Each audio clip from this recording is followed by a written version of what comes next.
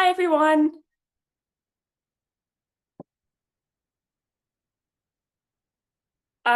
So good morning or good afternoon, depending on where you are. Welcome to today's webinar. Thank you for joining us. Today's webinar will be about Canada's fragmented energy transition and the role of provinces. I'm Kerry McNamara. I'm the Manager of Reports and Outreach at Clean Energy Canada. So if you don't know us, we're a think tank at the Centre for Dialogue at Simon Fraser University in Vancouver in BC, located on the unceded traditional territories of the Musqueam, Squamish and Tsleil-Waututh peoples. So just some housekeeping while folks are connecting in.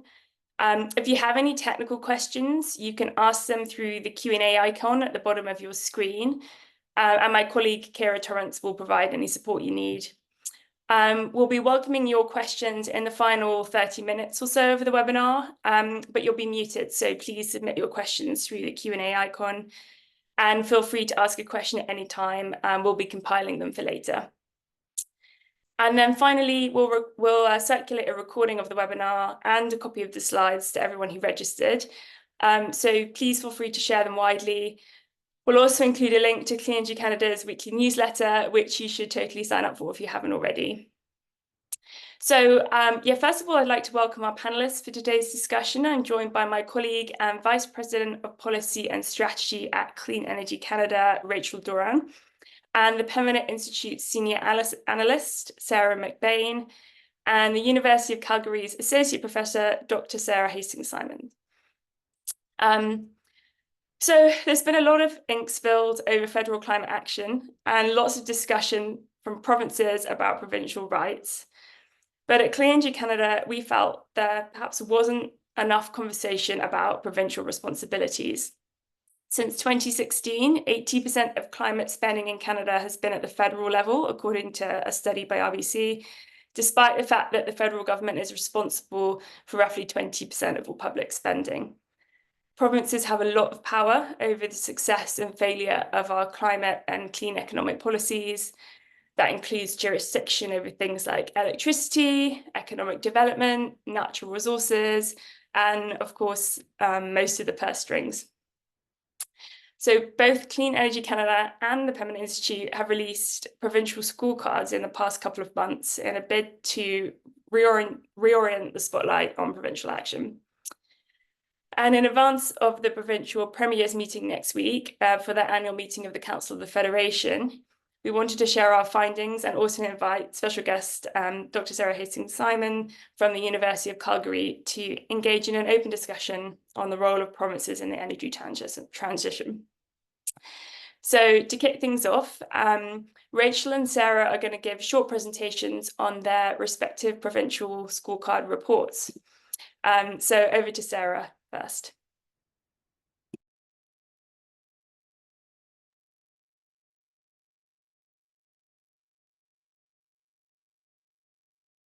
Hi, everyone. Thank you so much for joining us here today. I'll be sharing with you our latest report, All Together Now. As suggested, Pembina Institute partnered with Simon Fraser University to compile a comprehensive assessment of the state of climate and energy policy across Canada.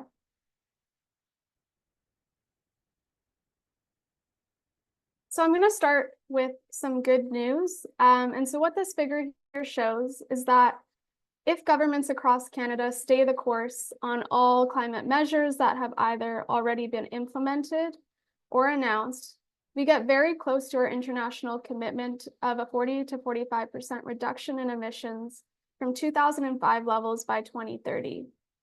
However, as you can see, we don't quite get all the way there. And so, while there are very promising signs of progress here, and we do see significant emissions reductions, we still very much need further climate policy leadership in Canada to reach this 2030 goal, as well as ultimately net zero by 2050. And so we know that good climate and energy policy is built on an understanding of where emissions come from. Our report looked at the latest data from Canada's National Inventory Report, We looked at Canada's emissions by sector. We looked at provinces' emissions by sector. We also looked at the emissions trajectories for specific sectors. And what I think is important is that governments look at their own emissions profile as a foundation for climate policy. Something that I want to point out that I think is notable in what we looked at is we find that transportation and buildings makes up a large share of provincial emissions, generally across the board. But now, building on this understanding, I'm next going to talk a little bit more about how our report assesses climate policy leadership. So the Altogether Now report identifies 23 policy indicators. These represent best practice in climate and energy policy. We then rated government's performance on these indicators based on their current climate measures and plans. And so indicators included things like jurisdictions having economy-wide emission reduction targets, but also specific measures for high-emitting sectors. And so now with this next set of slides, I'm going to dig a little bit deeper into some of our assessment indicators and also some of our key findings. And so I should note before going forward that our full report, and specifically the appendix in our report, does provide a lot further detail on our indicators, including what a green, yellow, and red rating means specifically for each indicator. But I'm going to start by briefly outlining the indicators we assessed here. So first, we looked for jurisdictions to have emission reduction targets. So that would include a 2030 target, a 2050 target, as well as interim emission reduction targets. Next, we looked for jurisdictions to have a climate plan, including a plan to meet net zero by 2050. When it comes to climate accountability and governance, we looked for jurisdictions having things like a legislative requirement to prepare a climate plan, to set targets, and then to publicly monitor and report on progress. Next, we looked for jurisdictions to have a climate adaptation strategy. To foster meaningful reconciliation, we looked for governments to have legislated UNDRIP, the United Nations Declaration on the Rights of Indigenous Peoples. And when it comes to equity, we know that climate change and the energy transition is going to have a varied impact on different communities. And so we also assessed if jurisdictions have a plan that assesses the distribution of climate impacts and policies. And so just looking at our evaluation here, some key takeaways. The federal government achieves a green rating on all of our indicators, with the exception of having a plan to meet net zero by 2050. We find that British Columbia performs relatively well on this set of indicators. It's one of the few jurisdictions that receives a green rating on all of our emission reduction target indicators, as well as for legislating UNDRIP. And then in contrast, we find that Alberta receives 1 green rating on our set of indicators here, and Saskatchewan does not achieve any green ratings on the indicators that we've assessed here. I think generally what we see is that governments are showing leadership when it comes to having a climate plan, but it's not always the case that that plan is accompanied by emission reduction targets, or for example, having comprehensive adaptation planning. And so now I'm moving on to our next set of indicators that we evaluated. And so first, we looked for jurisdictions to have a comprehensive plan to support the clean economy transition. This would include things like policies for skills training for new employment areas. Next, we looked for jurisdictions to both support and have industrial and end-use carbon pricing. For the building sector, we assessed if jurisdictions have standards for all new buildings to be zero carbon ready by 2030, as well as a plan to retrofit existing buildings. In the transportation sector, we for instance, looked for jurisdictions to have regulation that's going to ensure the sale of light, medium, and heavy-duty zero-emission vehicles, along with supporting incentives. For electricity, we assessed if jurisdictions have decarbonized electricity generation, or if they have a plan for net zero electricity generation by 2035. We also looked for a plan to phase out coal by 2030. And then finally here for oil and gas, we looked for legislated methane emission reduction targets, as well as targets for oil and gas emissions reductions. So looking at our evaluation here, again, some key takeaways.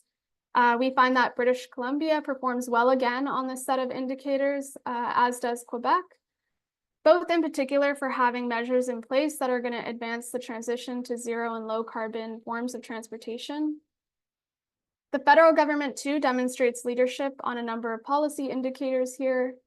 And then in contrast, we do find that Alberta and Saskatchewan are missing some of the easier wins, in particular when we look at the buildings and transportation sector indicators.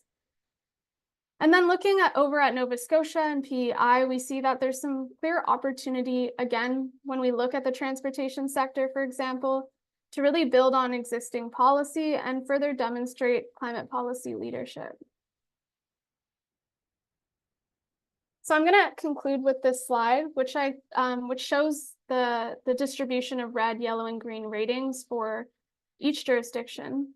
But what I think it illustrates is that some governments are doing far more than others to take action. Our assessment generally shows a high level of ambition at the federal level. It also shows that governments like British Columbia and Quebec are moving forward with comprehensive climate plans and policies. And then at the same time, our assessment shows that provinces like Alberta and Saskatchewan are falling behind in preparing for a transition to a low carbon economy.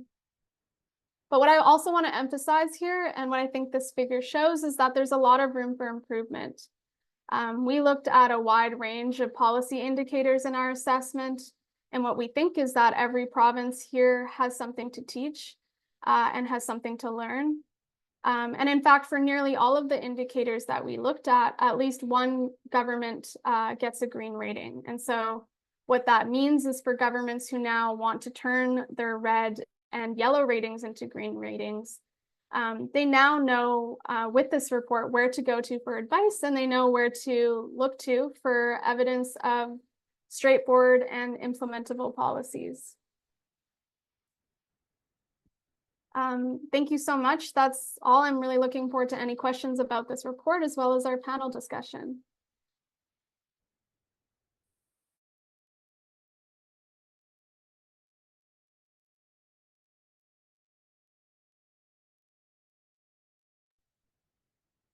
Hi, everyone. So we at Clean Energy Canada, as Carrie already mentioned, also just did a scorecard this spring, but I think we did something slightly different, but hopefully complementary to what Sarah is describing at Pembina. I think it can't be overstated in my mind how important it is that we're kind of increasing this dialogue about what provinces can and need to do in the energy transition. For us, there's such critical levers like electricity grids, like understanding what provincial economies will really support and what you can leverage to move into the clean economy, that, it's really going to be a test in the coming years of whether Canada is able to kind of succeed and benefit or whether it falls behind. So we looked at in our scorecard, maybe not quite at the top line, more climate-oriented commitments. We were really interested in this new era of the energy transition in the last decade, where the price of things like wind, solar, batteries have come down so much, and where it's becoming obvious that, the United States, the EU, China have leaned in heavily to try to anchor some of these emerging investments and the trillions of dollars that are flowing in. We really wanted to look at our provinces, no matter their political stripe or their historical inclination, are they leveraging this moment to help households and help industries? So we really looked at 4 categories here. Clean buildings, everything from, are you providing rebates for homes to get access to heat pumps, to are you thinking about building with low carbon materials, often created more in Canada than elsewhere. Clean energy I'll dig into further, but it's not even just historical kind of grid intensity, but just those really smart moves to make sure that provinces are preparing for the upcoming demand and a grid that's going to look like it will in the 21st century.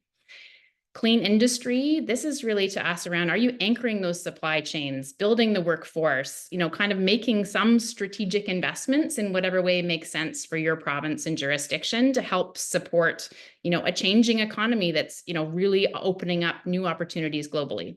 And finally, transportation, we looked at everything from electric vehicles to public transit to supporting that decarbonization of trucking and shipping through zero emission trucks and buses. And I think the overall view of the scores is interesting. We also found Quebec and BC with PEI were coming out in a leadership position, and BC and Alberta were, falling behind. But I think for me, maybe what's even more interesting, and Sara alluded to this, is just everyone's got something to learn and everyone's got something to teach for the most part. Quebec really came out as a leader across the board in our view. They were really doing what we were looking for, which was policy leadership that's thinking strategically about advantages and leaning in. Whereas Saskatchewan, I think we found across the board, really hadn't taken that next step to capitalize even on some of its areas of strength, like incredible potential for renewable growth, like a great history of red tape reduction, and then some provinces in the middle where, maybe if you're Prince Edward Island, you've leaned into, you don't have the tax credits or the tax base that Ontario has, but they've created a really interesting industrial park, tax-free zones to attract clean tech, an academy to try to train people to be equipped to it. So I've really tried to take an approach that's more tailored to their jurisdiction, which we thought was worthy of note as you're thinking through what provinces can do.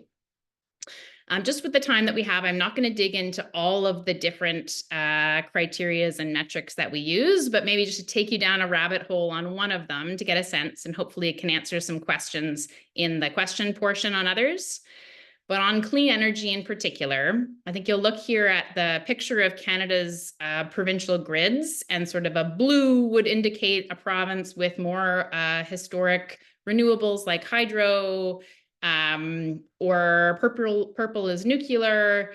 Anything that's more gray or black is more of a kind of fossil fuel oriented grid. And again, this is a picture from 2022. But I think what you'll see here is like Manitoba, BC, Quebec, all with huge history of hydro, fared very differently in our report card, because what we were looking for was taking those next steps. Our provinces, producing energy strategies, have they measured what the cheapest path to decarbonization would be? Have they taken interesting steps like grid modernization, thinking about, what about the virtual power plants, like controlling sort of household energy use and demand side, in addition to what they're going to build out in terms of transmission and solar and renewable. So clearly, I think in our finding, there definitely was need for more ambition from almost every province, but we gave some nods to, really leadership across the board. It hasn't necessarily been partisan or those players you'd expect. So New Brunswick, in our view, got to be partly on the strength of its recent energy strategy, which really followed a lot of what we saw to be best practices. And I'm sure I'll get questions about this. We gave Ontario a B as well. I think clearly there's, work to do on thinking about non-emitting capacity. And, we're looking, I think, sitting in a position where we were grading Ontario as to what we see coming down the road, but done some good things on measuring what the pathways to decarbonization would look like. And on some of that grid modernization, what are the more modern ways that you could start thinking about flexibility in the grid and to prepare for the demand. So again, just taking you down one step further, embedded underneath each of these metrics was also these very detailed best practices around what do we think an energy strategy or other metric should really look like, and are the provinces living up? But yeah, overall, with an average grade of C, there's a lot of work for provinces to do. And echo anyone who's sitting in different jurisdictions across Canada, hopefully this is an opportunity to see some best practices being taken from elsewhere. Manitoba is doing great things on energy efficiency, and hopefully that could be, a learning lesson for provinces looking for a model. But also really critical, just realizing how much this is going to impact people's daily lives. And, we used the example in an op-ed around if you sit in Canmore, Alberta and drive across the border to Golden, BC, that's going to impact whether you can afford a heat pump for your home, whether there's any charging infrastructure for your electric vehicle, whether, the amount that you're paying in energy prices. So it's very critical that provinces step up. And I think that people, are holding their own provincial governments to account. Finally, I think provincial clean transportation, we found to be the furthest behind, and we held this to the highest standard because globally, this is really taking off, where we're seeing places, starting to hit EV adoption at the extreme end of over 80%, but even, over 40 in other jurisdictions, and more on the horizon. So I think, we were really holding the provinces to try to take some significant step here. And finally, I think, where we've seen some of the harshest criticism maybe is where citizens and businesses deserve the most answers about what their own provincial governments are doing.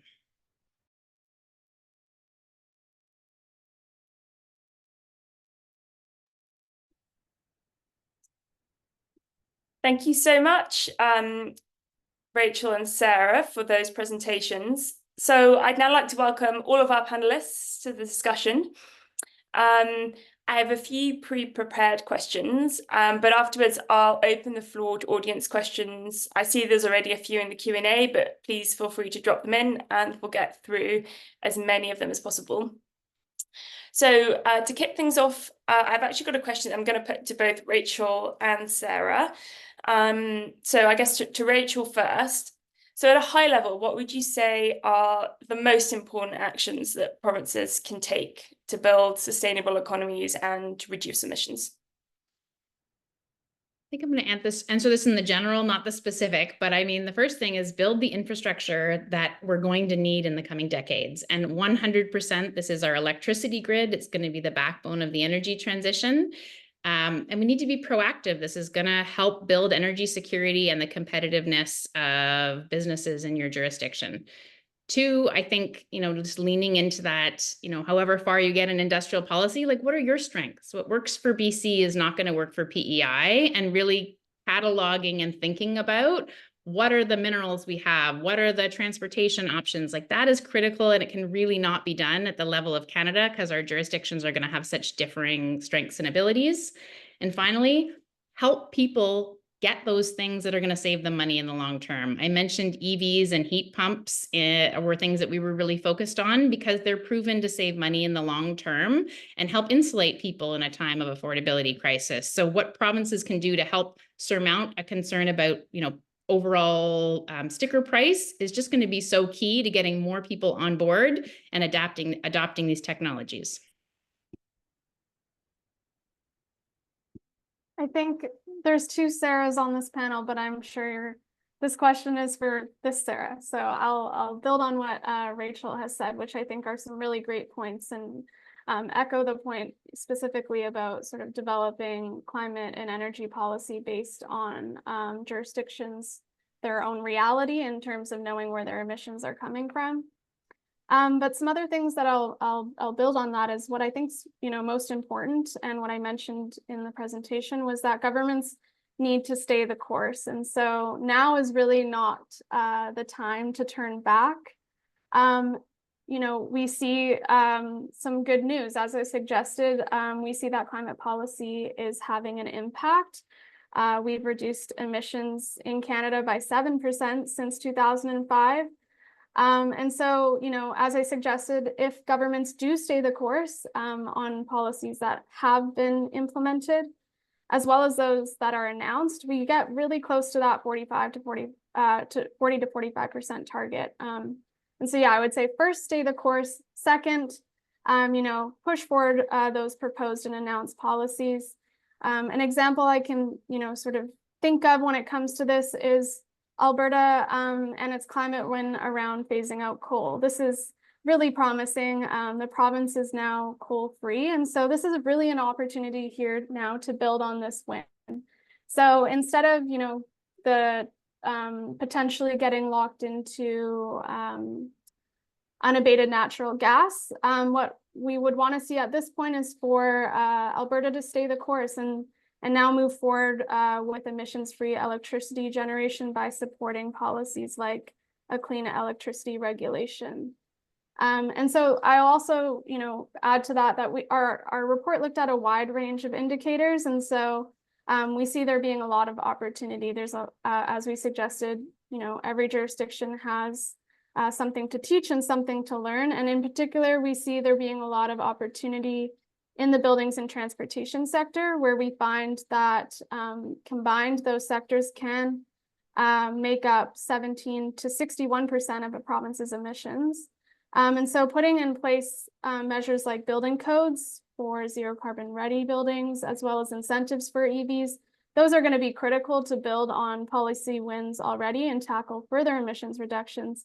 But as Rachel suggested, those are key in helping Canadians save money.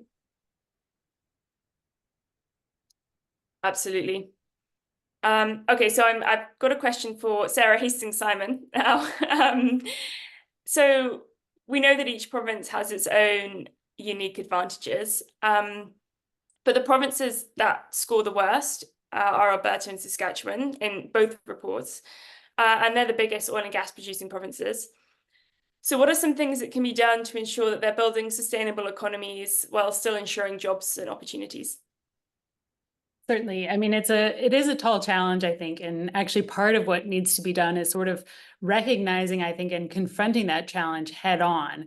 And what I mean by that, and this is not, I think, unique to the challenge of addressing climate change, but rather when you're faced with an incumbent industry looking at a transition where the sort of successful transition from a climate perspective in this case would be the reduction in use of their product, you're naturally going to see resistance to change. And that's, really I sort of think about the last or kind of previous maybe decade or decades even of climate discussion and climate legislation really focused more around kind of efficiency and metrics in reducing emissions. We are now very often talking about this concept of net zero, and there's some debate about over exactly how much oil and gas will still be used in a net zero future. It's likely not to be zero, but it is also basically sure to be significantly less than is used today. And I think we're still not sort of confronting the reality of what comes with that. And there's some interesting lessons, even from previous times in Alberta's history, where you can look at the growth of the oil sands, which was actually really resisted for quite a while by what was then the conventional oil industry, again, because it was seen as a threat to their business.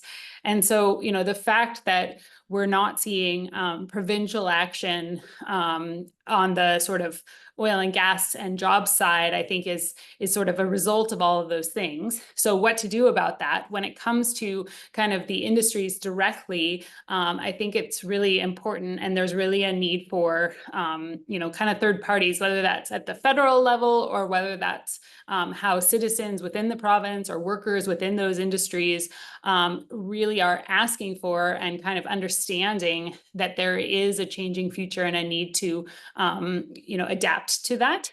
At the same time, I think what's really interesting about these scorecards is they cover such a broad range of types of policies, right? And you sort of have, I like to think about it in terms of like the policies that are related to how exactly individuals within the province are using energy, how, you might build industries and kind of economic activity in areas of future growth within the energy transition, and then what's happening specifically, say, in areas that are likely to shrink, like oil and gas. And so that first one of, how are individuals within the province using energy in different ways, that's one where I think there could be much more done, kind of really communicating the benefits of reducing reliance on oil and gas, and becoming more certainly more sheltered from things like inflation. We know that Alberta, which saw record inflation, a lot of that came from the cost of energy, for example, as in many places. So I think it's a multi-part question when I look at kind of that overall grade. And I think parts of it around kind of confronting that challenge of it's not even so much about what is going to happen here in Alberta or frankly even in Canada, but rather that there will certainly be a change in the demand for the product. Separating that out from how do we help enable and encourage different groups to be asking for and recognizing the benefits of creating a society where people are able to use energies in ways that are more comfortable, more affordable, more protected from inflation, and just happen to also be reducing emissions at the same time. Thank you for that. Yeah, I mean, I think it's important to remember we're in a global transition, and Canada is not in this in isolation. Which brings me on to the next question. So both of our reports were kind of comparing, I guess, Canadian provinces against one another, or scoring individual Canadian provinces. But how are Canadian provinces doing compared to other subnational jurisdictions around the world, like states in the US? I'll put this broadly to everyone. Rachel, do you want to go first? Sure, Carrie. I mean, I think if I was looking south of the border, my observation is that you'd probably see a similar landscape of a lot of leadership, and then some province or some states that, are a bit further behind. I think there's some interesting, we always live in the shadow of the US. So there's obviously lessons that we can be learning when we're looking at, the innovative policies that Vermont is, reinforcing their grid by buying everybody a battery to stick in the basement, or, California created a mandate to try to pull EV supply to them in the 1990s. We're definitely going to be able to look for leadership sometimes south of the border, but I think we have some of the similar, challenges as well, where traditional maybe states that have been more reliant for their industries on fossil fuel production might have a harder time, trying to build out the social license for the energy transition, and, might be not quite as far ahead. So I would say overall, maybe the biggest challenge in Canada is we're very big. And you see like countries mapped over the size of provinces, and we don't have the same kind of population and attraction for capital. Like, we've got a big road ahead. So even more important that provinces are learning from each other and trying to build some kinds of coalitions to really, take advantage and attract here, because we've got some great advantages too.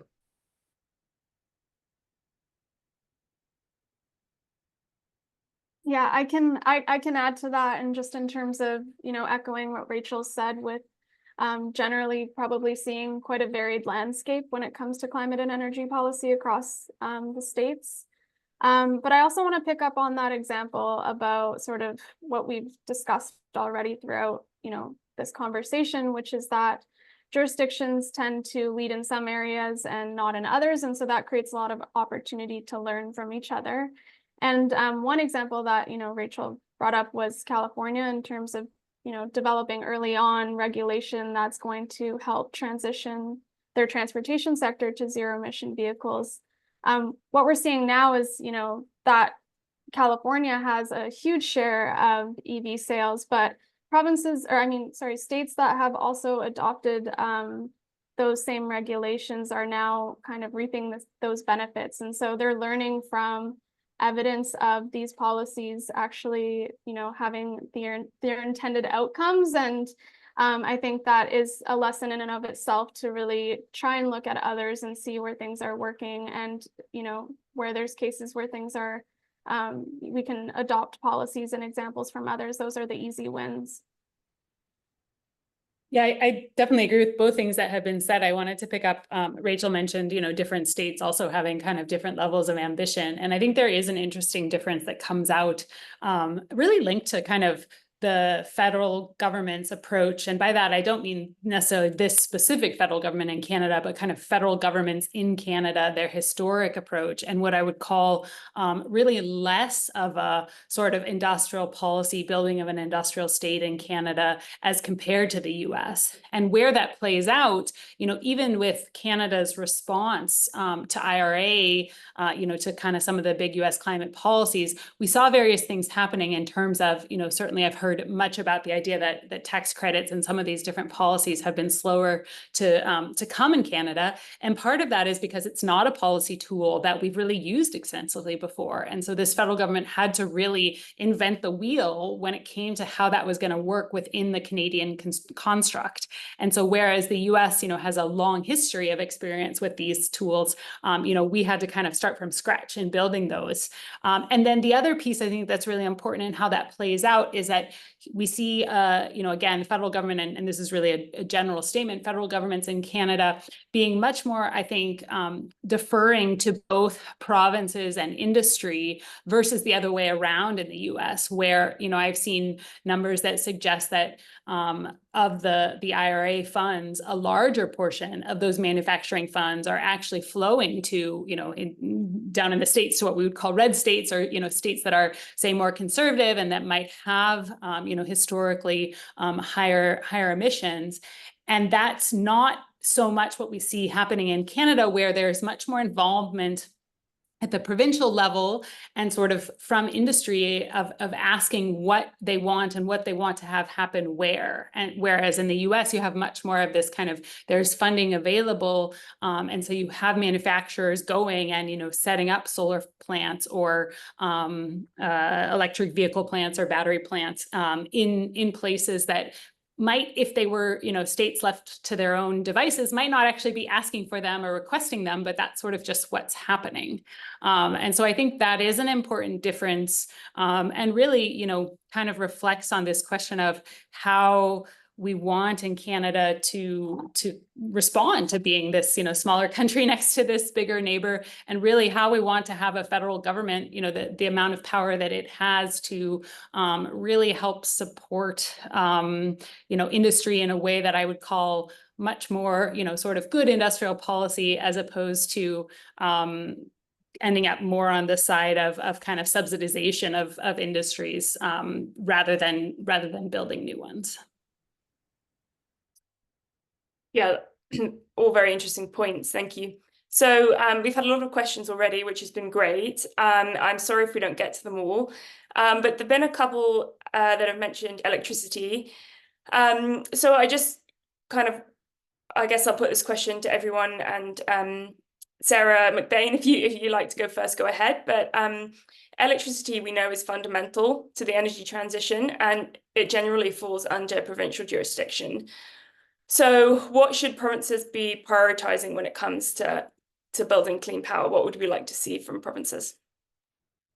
Yeah, thanks for the question. As we all know, electricity is the backbone to a clean economy. And so having clean electricity is going to be the foundation for reducing emissions in other sectors like transportation and buildings. And so it's critical that provinces do plan for net zero and start to update regulations to meet modern day needs. And so I think three things that I would say provinces should prioritize is first, modernizing the grid. Second, deploying non-emitting sources of energy, and then also diversifying the grid to ensure that it's both reliable and affordable. At this point, we know that renewables are more cost effective than gas. We know that combining renewables with energy storage, expanding regional interties, and then implementing demand side management measures, that's going to lead to the most cost effective and reliable grid, while also really supporting emissions reductions goals. And generally, I would say, we know Canada starts from a pretty good place when it comes to clean electricity when we kind of compare internationally. But again, that's not really an excuse to do more. And so what we need is to kind of build on that and further our where we're at today, and have every province be accountable and step up to achieving net zero by 2035, because as I suggested, it's really the backbone to being able to see larger wins in other sectors.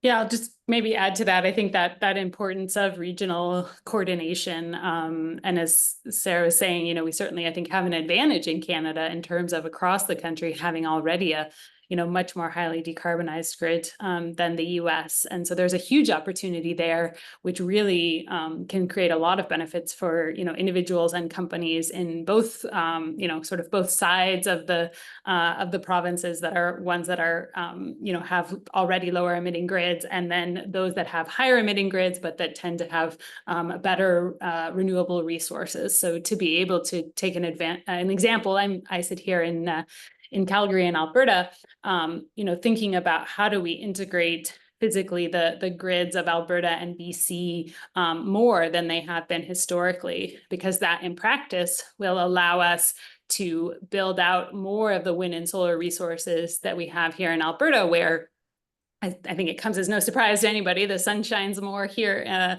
in Alberta than it does in BC. It turns out the wind blows more as well too. And so if you want to build new renewable resources, you can do that in Alberta, and you can trade those basically when there's a lot of wind and sun. You can send that power to BC, and when there is less, BC can send hydropower back to Alberta. And so that's the kind of trade that is really kind of win-win-win in terms of, each provinces are able to make the most use of their resources, and individuals and users of electricity on both sides of that connection can benefit by seeing lower prices overall. So those are the kinds of things that we really need to move forward on, though, because without, really dedicated planning, and this is where the policy element does come in. And I think you see that even in a place like Alberta, where we have a competitive market, and in principle people can come and build different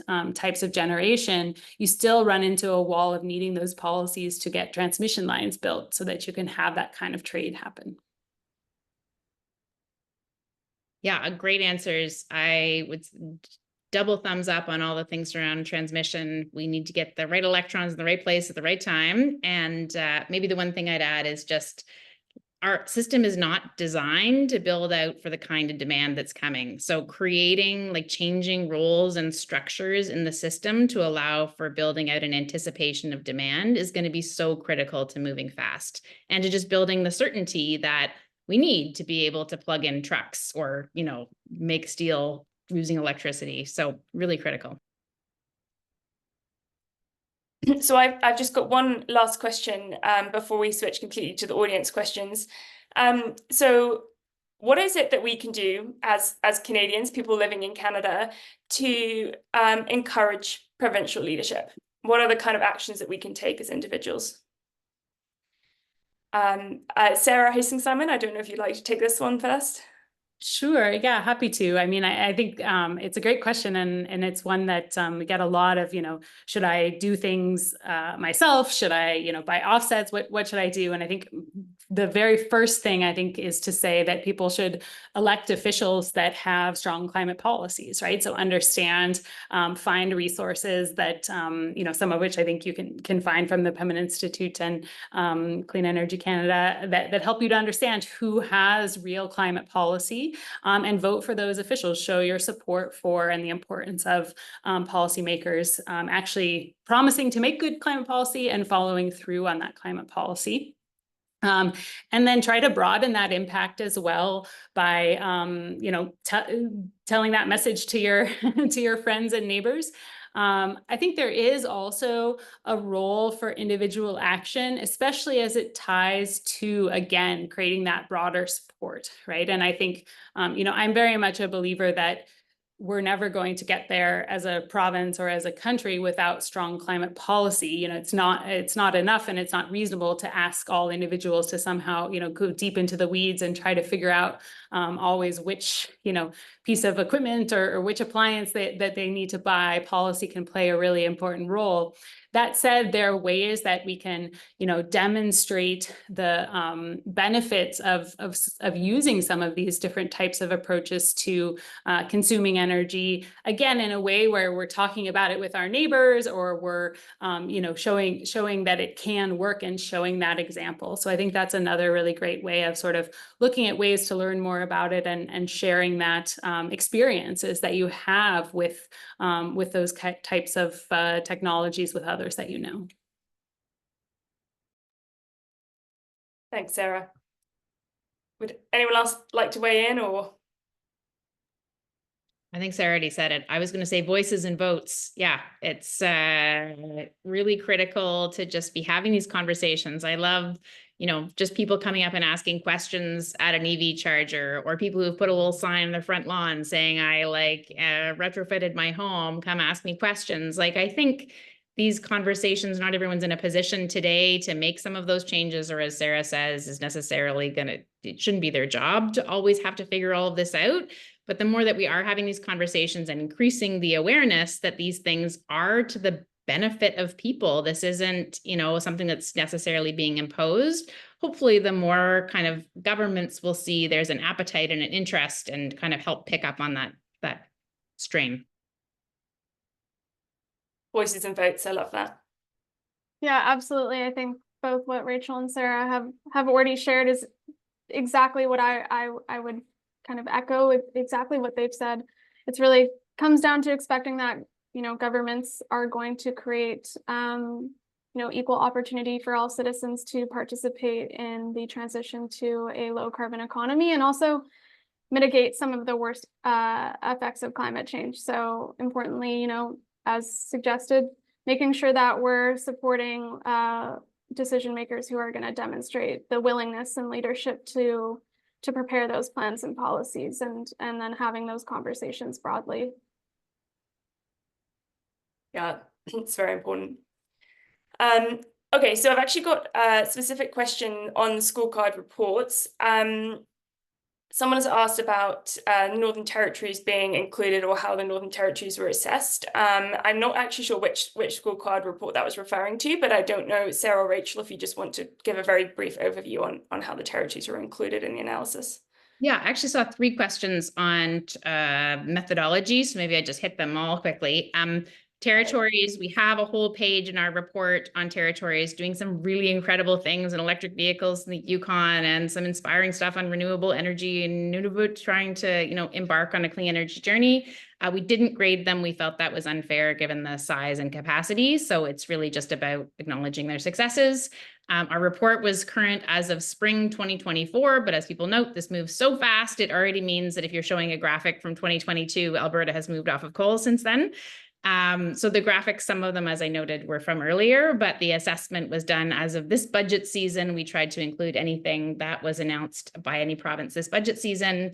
And we did not penalize provinces for status quo industry support. What we did was look at, are they specifically moving towards the clean economy and creating policies and approaches that will benefit that? So no penalty for supporting fossil fuel production. Yeah, I'll follow up in terms of the question regarding the territories, and a very similar response to what Rachel has shared. So we did include in our full report, a page on each one of the territories that highlights some of their leadership. As suggested, great things are happening in these territories, and then we also did outline some priorities for actions within these jurisdictions, but we did refrain from a full evaluation with our indicators, just for those same reasons, in terms of capacity and in kind of ensuring a fair assessment. And so yeah, if there's interest, I encourage you to go look at our full report, where we do highlight some of those territorial wins. Thank you both. So I've had a couple of questions about BC and Quebec. I'm going to try and combine them into one question. So firstly, BC and Quebec are doing well comparatively in both reports. So first off, did you find similarities in how they tackled policy implementation? And then a second point of that is both of those provinces have had long-standing support for EVs that are now kind of wrapping up. Or at least, sorry, it's not wrapping up, but it says BC and Quebec have set pathways to eliminate subsidies for purchase of EVs. I know that's true in Quebec. Is there any solutions for supporting EV adoption beyond giving money up front? So I guess that's probably aimed more at Rachel and Sarah, but Sara Hastings-Simon, if you would like to weigh in, please do. Yeah, I can jump in on this one. And so I think where we saw, a lot of alignment between BC and Quebec was sort of putting in place, important and strong and effective policies, particularly in certain sectors. And so in that second slide that I showed with our indicators, we saw that, both BC and Quebec in particular do show a lot of leadership when it comes to the transportation sector, and are showing leadership as well when it comes to, having adaptation strategies and things like that. So we're seeing them lean into different indicators in terms of showcasing a lot of leadership, where others maybe are not so as much.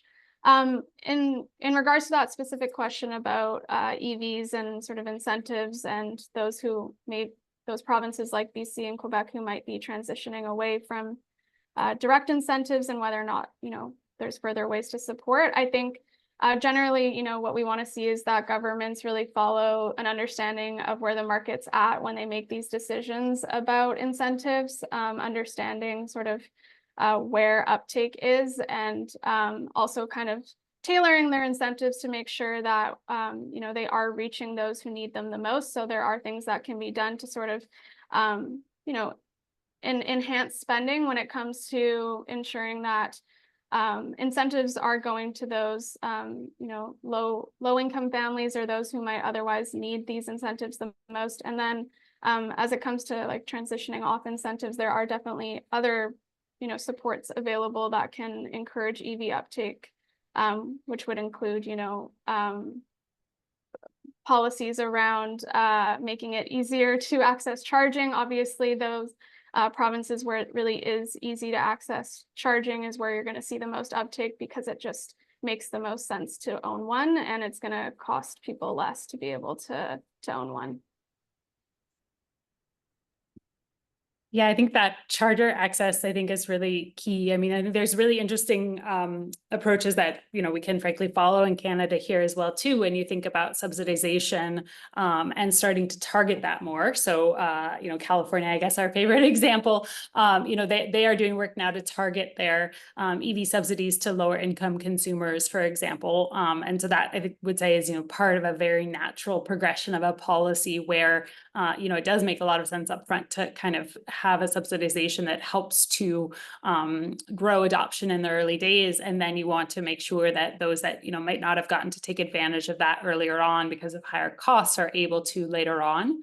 I think the other thing that governments can do is really remove barriers to adoption just by, making requirements for different groups to look at ways to integrate EV charging, right? So some of the work that BC has done requiring condos to allow individuals to install EV chargers, certainly critical. We definitely hear that is a real barrier where somebody might want an EV, they might be willing to pay for the charger, and they're essentially running into kind of having to do all the research to convince their condo board all on their own why this makes sense, right? And so there's no law against it, and it's not even that there is a subsidy that's required, but sort of requiring, in a sense, an opening of that market is really critical. I think similarly, we've heard a lot of debate about EV targets and the extent to which those are,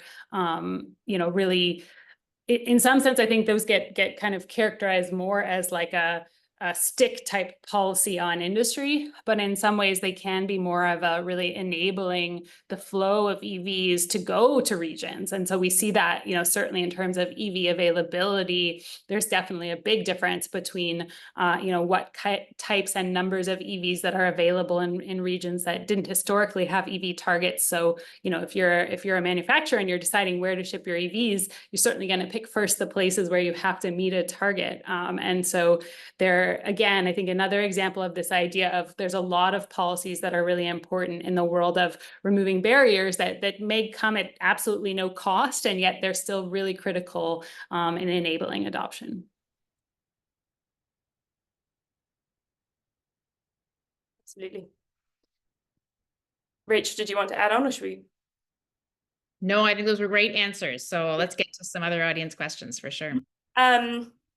So I've got a question here about cities, I guess municipalities, that I think is worth touching on. So first off, the question is to know if cities and their climate action plans made up a lot of the work done in each province. So how cities were integrated into the assessment in the scorecard reports. And then secondly, if anyone has any thoughts on the kind of the broader role of cities in this and how that fits into provincial action. Rachel, do you want to kick that one off? Sure, I'll say because we weren't measuring climate plans per se, municipal plans didn't factor into our analysis, but in terms of the latter part of the question around the role, I think it's so critical that, of course, it's going to be easier for early adopters of electric vehicles to be in locations where you can get, from place to place and there's a business case for a charger. It's going to be easier probably to think about like real leadership on energy efficiency standards at a city level. So I think we can watch some actions that cities are taking as so critical. And it's not just big cities. I think we see stories all the time about, smaller municipalities adopting electric school buses or an electric fire truck. And I think that that's really creating this awareness at the level of citizens. And we hear from municipalities that get all kinds of questions at a very local level. They're not going to, necessarily be listening on this webinar, but they might be asking someone in their local municipality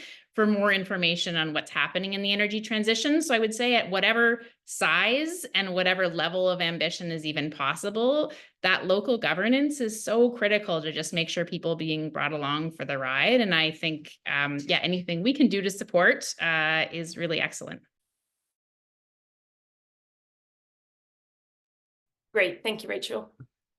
Yeah, I can also jump in here and just share, we didn't necessarily include municipal and city planning when it came to our evaluation. But I do think, I echo what Rachel said. I think cities are play a critical role, and they're well positioned in particular when it comes to tackling some of the climate wins, specifically with transportation and buildings. So, as I suggested, cities are well positioned when it comes to building infrastructure in particular, both, when it comes to charging EVs, but also when it comes to active transportation and public transportation, developing developments that are transit oriented. All of these things are additional and helpful and critical measures that are going to help further emissions reductions and also make cities more healthy, cleaner, and livable. And then also, as Rachel suggested, cities play a critical role on the engagement side of things. They are well positioned to engage locally with citizens and ensure that we're hearing from everyone and that everyone does get a seat at the table. And so, I do think, cities, obviously, all governments are really needed to take a step up here in terms of climate action and also working collaboratively. Thanks. And then I've got one question that again, I'm going to send to Sara Hastings-Simon, and I'm going to try and combine a couple of questions, but some provinces are investing heavily in carbon sequestration and storage. In your view, is this money well spent? And then I guess somewhat tangentially related, depending on the kind of hydrogen, but there's also a question around Alberta seems to be leaning in to developing a hydrogen economy. Is this a smart path for Alberta and others to take? Yeah, those are great questions and obviously very, very timely given all the debate that's going on. I think that certainly I have concerns about the potential that provinces like Alberta are, putting all their eggs in one basket when it comes to reduction, pursuing different emissions reductions. And this is not just a sort of forward-looking picture, but if you actually go back to the climate plan that Alberta had in 2008, so we actually have, a lot of historical records here of approaches to reducing emissions. Carbon capture and storage was the largest lever that was expected to deliver emission reductions in 2024, where we are now. In reality, we've actually come close to hitting our targets, largely because of reductions that we've seen in emissions in the electricity sector. And so, I think that really underscores the challenge of picking only one area for emissions reductions. That said, certainly continuing to pursue different options and the, potential for CCS to play a role in sectors like cement and others. I think there is a valid space there. But again, I think we're not kind of fully wrestling with the way that carbon capture and storage is really fundamentally quite different than a lot of the other emission reduction technologies that we have seen be successfully deployed, like wind and solar, electric vehicles, battery storage, and others. And what I mean by that is that unlike those where you take an electric vehicle where you may start at a much higher cost, but you have a cost target to get to an electric vehicle being cost competitive or lower cost than a higher emitting alternative, carbon capture and storage by its very nature is always going to represent a cost that's higher than the conventional alternative, that being doing whatever you're doing without adding carbon capture and storage on it. And so it only becomes sort of economic as a tool in a world where there is strong climate policy and where industries are sort of willing to have those costs downloaded on them, or alternatively, you have the, public sector just paying for those costs. And the latter, the idea that, the public should be directly paying for part of the costs of doing business, is really not in line with the rest of the way that we think about our economy, right, and other industries. And I think we haven't yet seen, strong enough indication that companies are really willing to kind of accept levels of policy that actually do, download significant and real costs. So, there's some questions on the technology side, but I think even aside from that, on the policy side, we need to have more discussion of, how this would actually or could actually work in a way that is not the, maybe near term where we would expect to see more subsidization, but in that long-term future of what's the, sustaining economic model for deployment of these kinds of technologies. For sure, thank you. That's a great answer. Okay, so we're basically out of time. I'm going to put one last question to all of you for a very, very rapid fire answer, sub 20 seconds.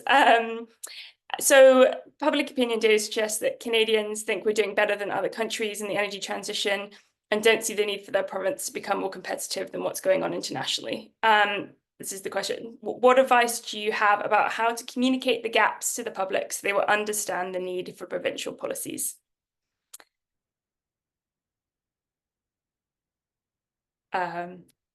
Rachel, do you want to go first?